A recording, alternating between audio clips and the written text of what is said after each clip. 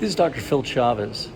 The Basilica of Mary Major, where I am right now, Maria Maggiore, as its name indicates, is the greatest church dedicated to Mary, the Mother of God. Now, its history is interesting. On August 5th, 350 AD, Pope Liberius had a dream to build a church where it would actually snow that day.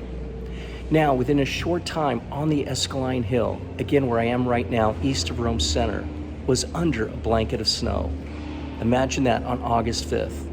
Now, there's a bas-relief at the entrance of this church portraying the pontiff himself, etching out the outline of his new basilica with a hoe in his hand.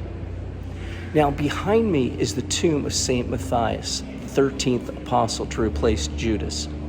He's buried right there behind me over my shoulder at that main altar.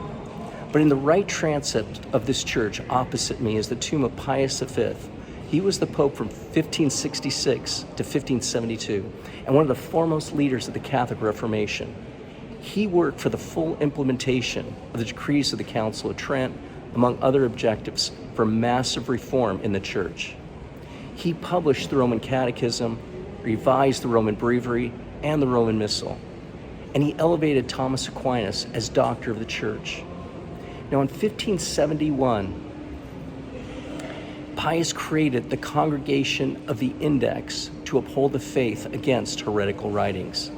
And later, in this last year of his papacy, he rallied the nations of Europe to join in a holy league to defeat the Muslims. On dawn, October 7, 1571, at the entrance to the Gulf of Patras in Greece, the Christian and the Muslim fleets finally came face to face for the famous Battle of Lepanto. Now, the wind and all military factors favored the Muslims, but at the exact time, as Vatican archives revealed, Pope Pius V and numerous faithful were praying the rosary here in this Basilica of Santa Maria Maggiore from dawn until dusk, until the resuscitation actually continued that whole time. At day's close, during that battle, Muslims were defeated finally.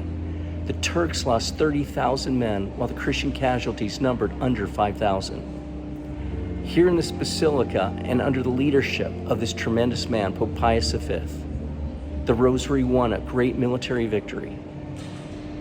The feast of Pius V is April 30th.